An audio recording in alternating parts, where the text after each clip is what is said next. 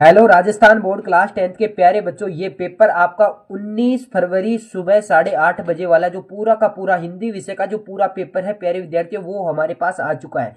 प्यारे विद्यार्थियों, इस पेपर का जो 100% करेक्ट सॉल्यूशन है वो आपको मैं इस वीडियो में आपको देने वाला हूं।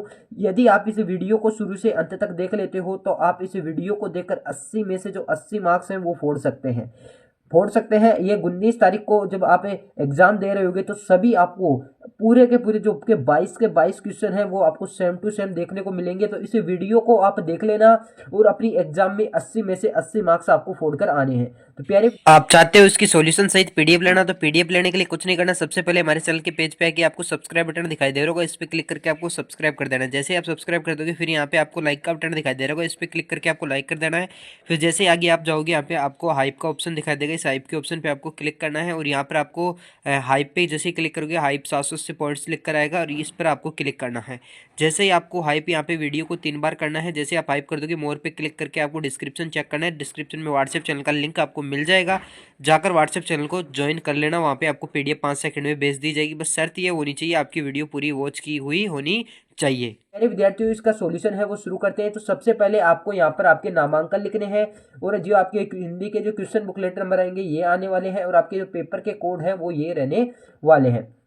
नंबर ऑफ क्वेश्चन आपके 22 हैं और टोटल प्रिंटेड पेज आपके 12 रहने वाले हैं। ये पेपर आपका माध्यमिक परीक्षा 2026 का ये पेपर रहने वाला है, यानी कि सेकेंडरी एग्जामिनेशन 2026 का ये पेपर है हिंदी विषय का। समय आपको 3 घंटे और 15 मिनट मिलने वाला है। इसके बाद जैसे ही आप आगे जाएंगे तो यहाँ पे आपको यहाँ पे देखिएगा आपको कुछ निर्देशांक दिए हुए हैं। जैसे पहला निर्देशांक की बात करें तो परीक्षार्थी सर्वप्रथम प्रश्न पत्र पर नामांकन अनिवार्य लिखे। इसके बाद सभी प्रश्न हल करने अनिवार्य हैं। प्रत्येक प्रश्न का उत्तर दी गई उत्तर पुस्तिका में ही लिखें और जिन प्रश्नों में आंतरिक खंड है उनका उत्तर एक साथ लिखना है। और पांचवा निर्देशांक आपको दिया है कि प्रश्न का उत्तर लिखने से पूर्व उसका प्रश्न क्रमांक अवश्य लिखाएं।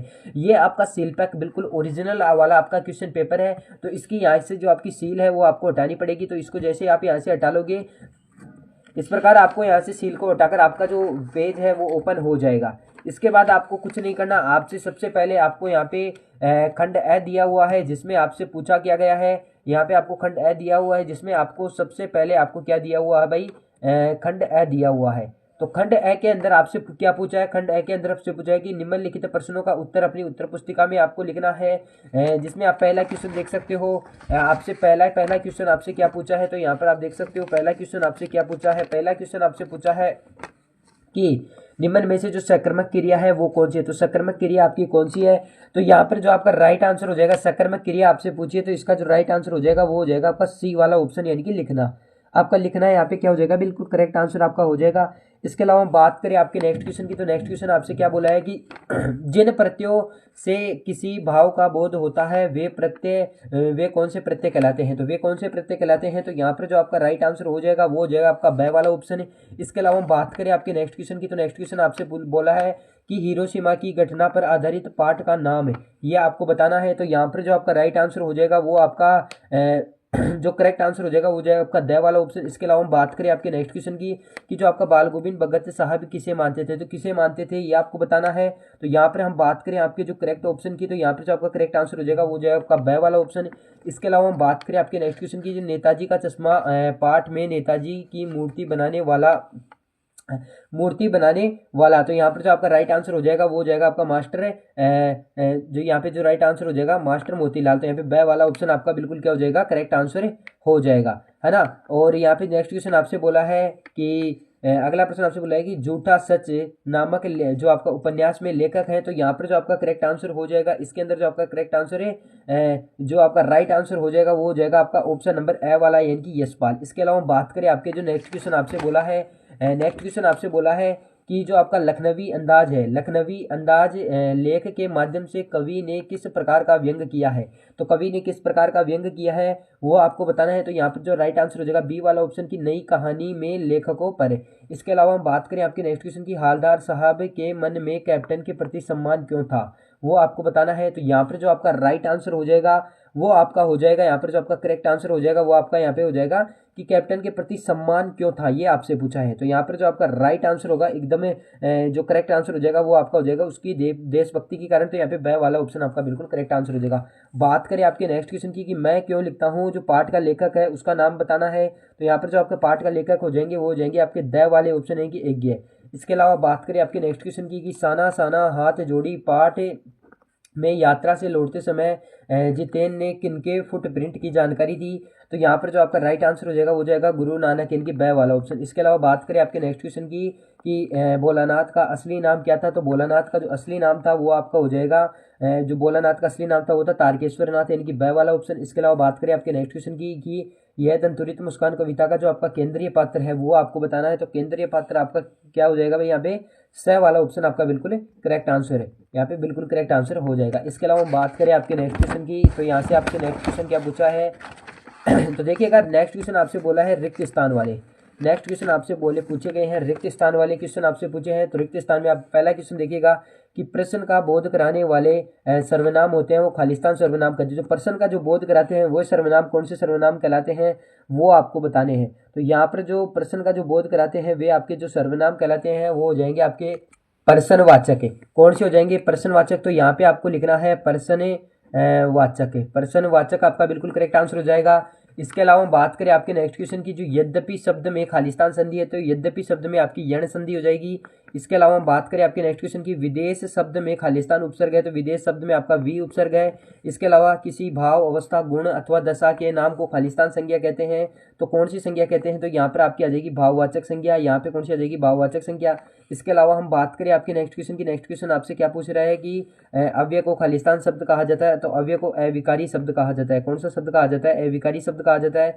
इसके अलावा बात करें आपके नेक्स्ट क्वेश्चन की कि तुलना की दृष्टि से विशेषण की खालिस्तान अवस्थाएं होती हैं। तो विशेषण की आपकी 3 अवस्थाएं होती हैं। कितनी अवस्थाएं होती हैं, 3 अवस्था होती है। इसके अलावा बात करें आपके नेक्स्ट क्वेश्चन की, तो नेक्स्ट क्वेश्चन आपसे बोला है कि निम्नलिखित अपठित जो गद्यांश है उसको पढ़कर पूछे गए जो प्रश्न है उनका उत्तर अपनी उत्तर पुस्तिका में आपको लिखना है। तो इसको आप अच्छे से पढ़ सकते हैं। इनके जो क्वेश्चन है इनके आंसर मैं आपको बताने वाला हूँ। तो यहाँ पर देख सकते हो उपयुक्त गद्यांश का जो उचित शीर्षक होगा वो आपको बताना है। तो इस गद्यांश का जो उचित शीर्षक हो जाएगा कि भारतीय ऋतुएं हमारा जीवन। तो यहाँ पे जो आपका राइट आंसर हो जाएगा वो हो जाएगा आपका भारतीय ऋतुएं हमारा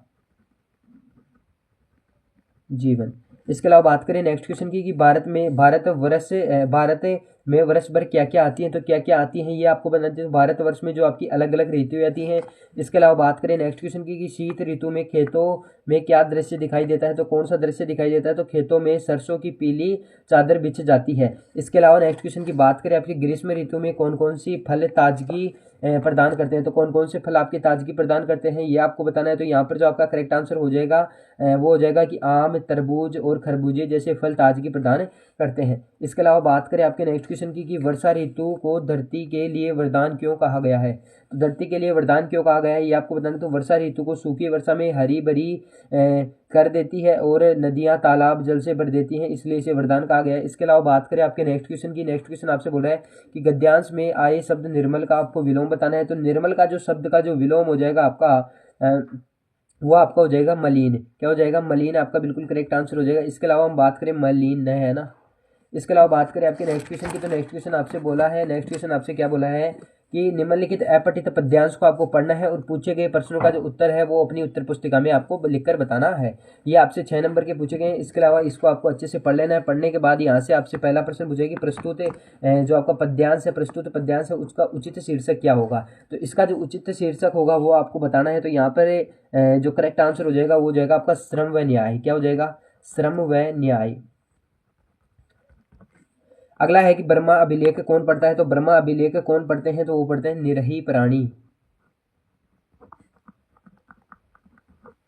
इसके अलावा बात करें नेक्स्ट क्वेश्चन की, यदि धरती पर मनुष्य को न्यायोचित अधिकार नहीं मिलते तो क्या होता। तो क्या होता, धरती पर शांति नहीं होगी और संघर्ष चलता रहेगा। इसके अलावा जो आपसे बोला है कि भाग्यवाद का छल किसे कहा गया है। तो भाग्यवाद का जो छल है वो किसे कहा गया है, भाग्यवाद पाप का क्या है भाई, आवरण है। इसके अलावा प्रस्तुत पद्यांश में भाषा शैली बताइए। तो भाषा शैली आपको बतानी है। तो यहाँ पे आएगी आपकी खड़ी बोली व ओजपूर्ण सरल शैली। इसके बाद आपसे न्यायोचित शब्द सुलभ नहीं में अलंकार बताइए। तो अलंकार आपका हो जाएगा अनुप्रास।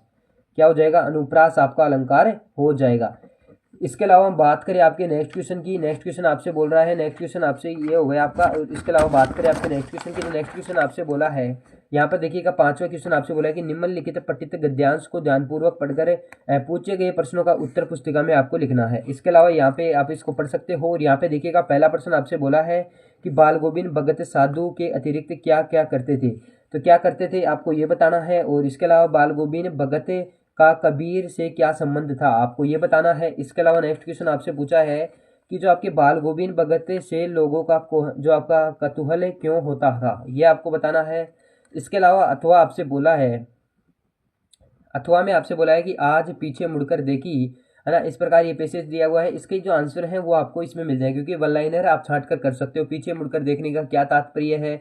इसके अलावा दूसरे क्वेश्चन पूछेगी लेखिका के भाषण की क्या विशेषता थी, ये आपको बताना है। लेखिका के पिताजी की कैसी जिंदगी जीते थे, ये आपको बताना है। इसके अलावा आपके जो 5 क्वेश्चन है वो बिल्कुल कंप्लीट हो गए। इसके अलावा 6वें क्वेश्चन की बात करें तो प्रस्तुत पठित पद्यांश को पढ़कर नीचे दिए गए प्रश्नों के उत्तर आपको देने हैं। तो ये इस प्रकार आप इसको पढ़ सकते हो। इसके अलावा यहाँ से पहला बोला कि हरी है राजनीति पढ़ी आई, पद गोपियों में कर्षण में किस रूप में वर्णन कर रही है, ये आपको बताना है। गोपियों के अनुसार अनीति क्या है, ये आपको बताना है। इसके अलावा नेक्स्ट क्वेश्चन आपसे पूछा है कि उपयुक्त पद में जो गोपियाँ कौन सी विशेषता प्रकट कर रही है, ये आपको बताना है।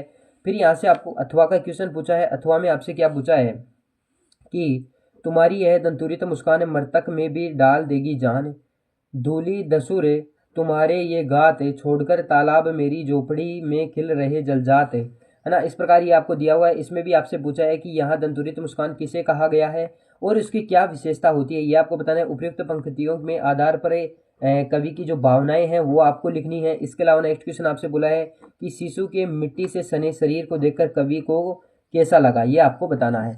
इसके अलावा बात करें आपके नेक्स्ट क्वेश्चन की, तो नेक्स्ट क्वेश्चन यहाँ से आपसे बोला है खंड ब, खंड ब बोला है। और खंड ब में आपसे कुछ क्वेश्चन पूछे गए हैं।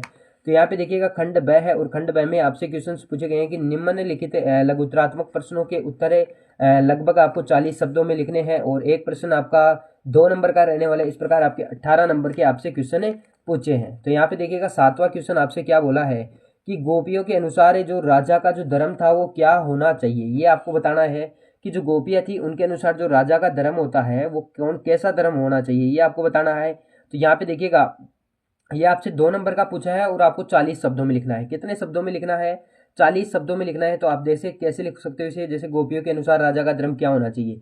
तो जो राजा होता है वो प्रजा की रक्षा करता है, तो इसके अनुसार राजा का धर्म हर तरह रक्षा करना होता है, तो ये आपको लिख सकते हो। और इसके अलावा लिख सकते हो कि काशी में हो रहे कौन से परिवर्तन बिस्मिल्लाह खां को व्यतीत करते हैं।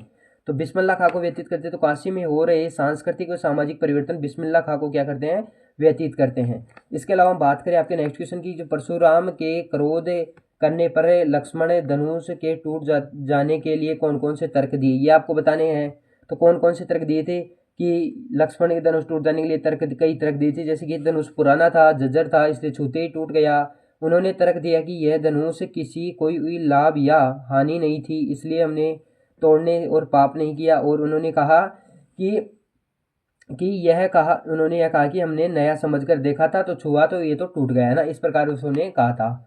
इसके अलावा बात करें आपके 10वें क्वेश्चन की, 10वां क्वेश्चन बोला कि तप्त धारा जल फिर शीतल कर दो, बादल गरजो, इस पंक्ति का जो आशय है वो आपको स्पष्ट करना है।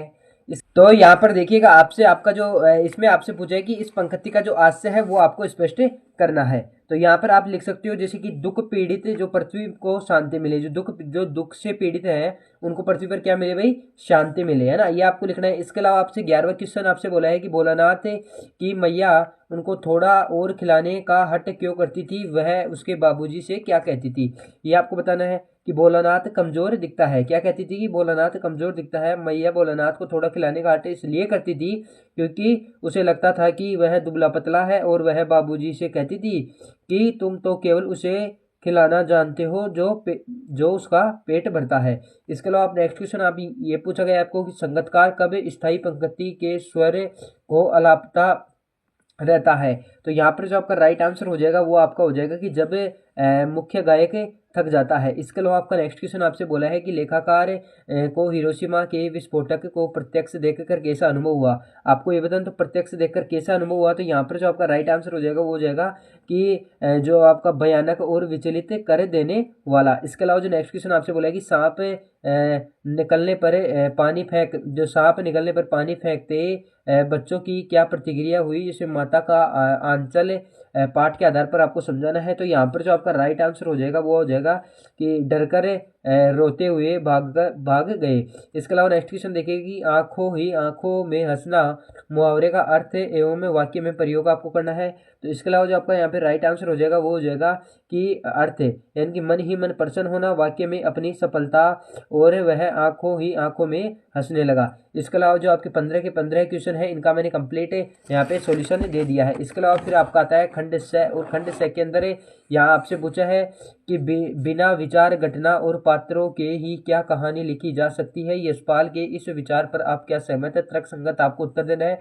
उत्तर सीमा आपकी 60 से 80 शब्दों की होनी चाहिए। इसके बाद अथवा में आपसे एक क्वेश्चन पूछा गया है कि पान वाले और हालदार साहब की सोच का अंतर नेताजी एक चश्मा पाठ के आधार पर आपको स्पष्ट करना है। इसके अलावा आपसे नेक्स्ट क्वेश्चन पूछा है कि फसल को हाथों में स्पर्श की गरिमा और महिमा कहकर कवि ने क्या व्यक्त करना चाहता है। ये आपको 3 नंबर का क्वेश्चन पूछा गया है। इसके अलावा आपकी उत्तर सीमा 60 से 80 शब्दों में होनी चाहिए। इसके अथवा में आपसे क्वेश्चन पूछा है कि आत्मकथ्य कविता में कवि जयशंकर प्रसाद ने जीवन के यथार्थ एवं अभाव पक्ष की जो मार्मिक अभिव्यक्ति की है उसे अपने शब्दों में आपको लिखना है। इसके अलावा आपसे 11वां क्वेश्चन पूछा है कि माता का अंचल पाठ के आधार पर स्पष्ट कीजिए कि बच्चों पर संगति का असर पड़ता है।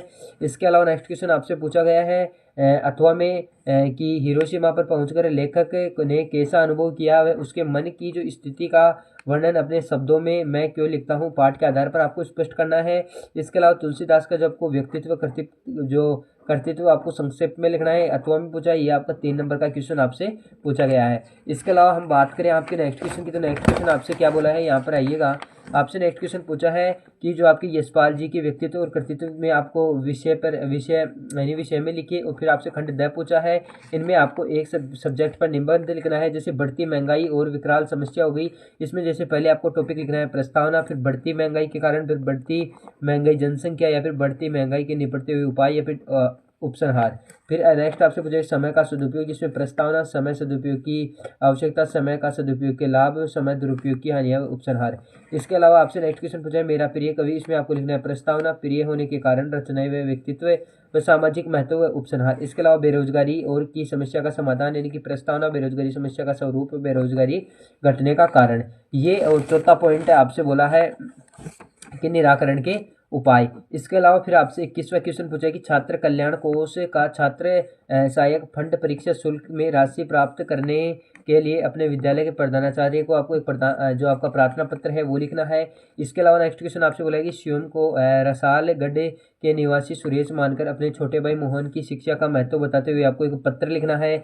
इसके अलावा नेक्स्ट क्वेश्चन आपसे पूछा है कि निम्नलिखित अवतरण में संक्षिप्तीकरण आपको कीजिए, और इसका आपको संक्षिप्तीकरण का मतलब होता है आपको छोटा करके लिखना है। और इसके अलावा पल्लवन का मतलब होता है निम्नलिखित पंक्ति का पल्लवन, यानी कि इसको घर की समृद्धि से मन की समृद्धि बड़ी अधिक है, इसको आपको पल्लवन का मतलब होता है, यानी कि आपको बढ़ा करके लिखना है, यानी कि इसको जितना आप अर्थ बता सको उतना बताना है। तो प्यारे विद्यार्थियों, इस वीडियो में मैंने आपको जो आपका पेपर था हिंदी का, इस पेपर का मैंने आपको सॉल्यूशन दे दिया है, और इसकी आपको PDF भेज दी जाएगी यदि आपने हाइप वगैरह कर दिया है, वो स्टेप आपने सिंपल फॉलो किया। तो ये वीडियो आपको अपने 5 मित्रों के पास शेयर करनी है, और वीडियो को लाइक और चैनल को सब्सक्राइब करने हैं। प्यारे विद्यार्थियों, मिलते हैं किसी नेक्स्ट वीडियो में, तब तक के लिए धन्यवाद। जय हिंद, जय भारत।